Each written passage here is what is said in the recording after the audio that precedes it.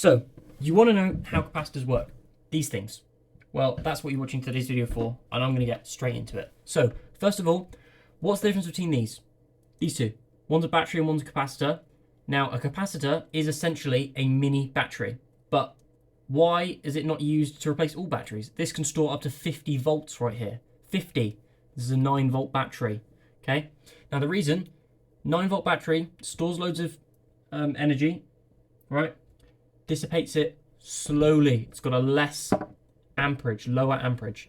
This, on the other hand, high storage, 50 volts, but it's got a stupid high amperage. It can just shoot that electricity out. If I charge it up right here, now don't do this because sometimes you can get a little shock, and dissipate it on myself, all that energy's gone already. It now doesn't work.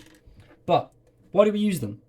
So for example, in emergency lighting systems, let's say if you connect this up right here, you can see my LED is on. If I disconnect the battery, the LED will stay on. Even though the battery is disconnected, my LED, as you can see, stays on for a little while. Now, why is this useful? Well, let's say I accidentally slip, I disconnect my battery just for a second, and then I manage to reconnect it. The light will stay on all the time. Disconnect, connect, disconnect, connect.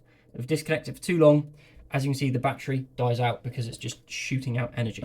Now, building this circuit, really simple. That's what I'll go through right now.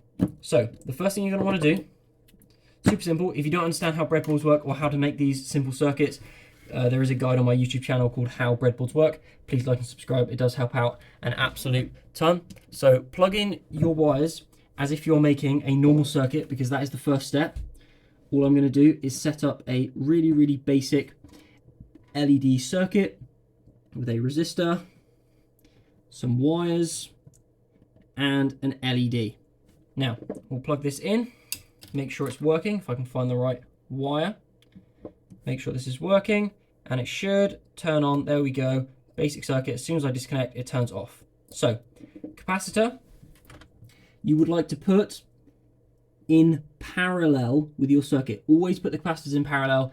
Positive, negative. The positive leg is always longer. Make sure it goes from positive to negative, depending on whether you've got alternating current or direct current. Now, plug this in parallel. Okay. It's really simple. All we've done is made two circuits. We've made one with the LED, which turns on when we plug it in. And at the same time, because our capacitor is plugged in parallel, as opposed to series, if it's in series, it doesn't work very well. Because it's plugged in parallel, and obviously if you break this in series, it's still broken because there's only one total circuit.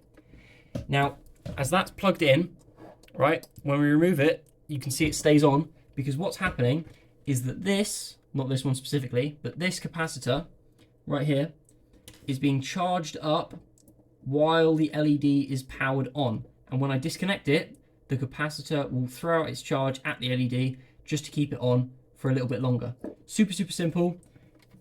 Circuit, again, super, super simple. They've got so many uses, and you'll find them probably as one of the most common used components when you compare it to things like transistors or photoresistors or switches and things. Thank you guys so much for watching. As always, have a nice day.